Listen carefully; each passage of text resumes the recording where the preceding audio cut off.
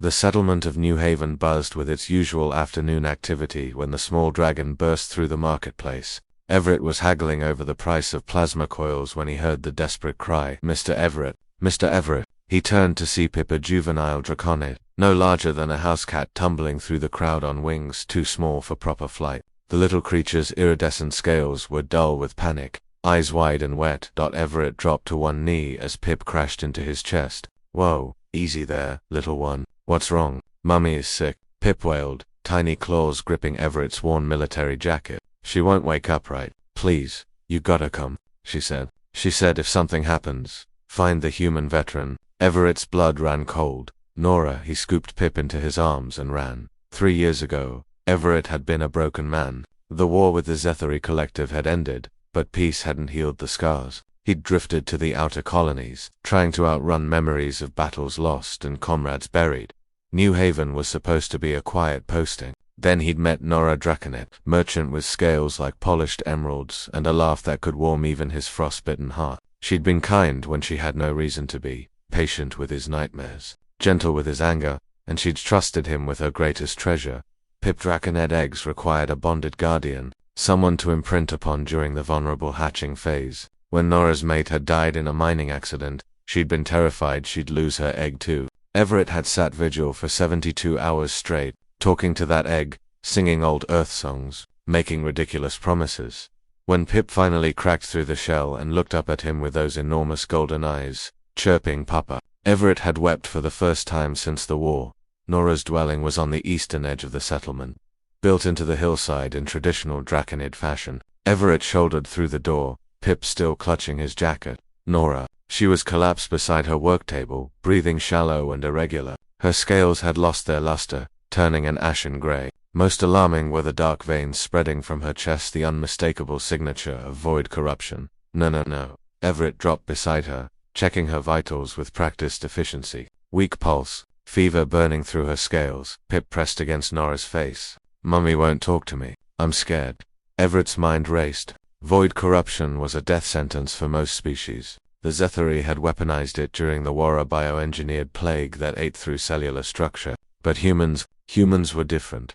During the war, they'd discovered that human blood contained something unique, antibodies that could fight the corruption. It wasn't a cure, but it could slow the spread, give the victim time to reach proper medical facilities. The nearest hospital was 3 days away. "Pip, listen to me." Everett kept his voice steady despite the terror clawing at his throat. "I need you to be very brave. Can you do that?" The little dragon nodded, trembling. "Good. I need my medkit from my quarters. The red box under my bed. Fly as fast as you can." Pip launched through the window, wings beating frantically. Everett turned back to Nora, her eyes fluttered open, unfocused. "Everett." Her voice was barely a whisper. "Pip. Is Pip safe?" "He's fine. I'm here." "You're going to be fine." The lie tasted bitter. "Don't," she coughed, and dark blood flecked her lips. "Don't let him see. When I stop." Everett gripped her clawed hand. "You're not dying today. I won't allow it." A ghost of her old smile. "Still, giving orders, soldier." "Damn right."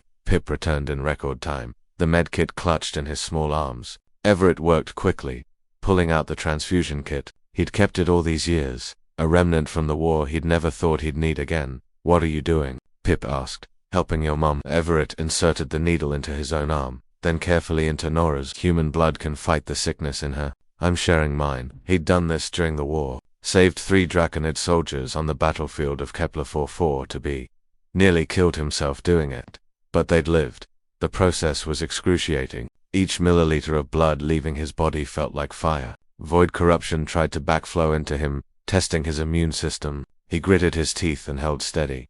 Minutes stretched into hours. Pip curled between them, one small paw on each. "You're both so warm," he whispered. As dawn broke, the dark veins in Nora's chest began to recede. Her breathing steadied. Color slowly returned to her scales. Everett, now pale and shaking, finally disconnected the transfusion. He'd given more than was safe. He knew, but it had worked.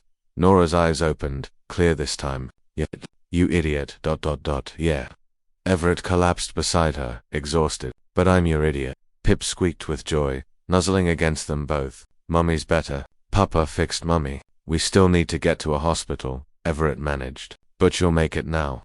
Nora's clawed hand found his. Why risk yourself? Everett looked at her, then at Pip, this strange little family he'd never expected but now couldn't imagine living without. Because that's what humans do. We're too stubborn to let the people we love die.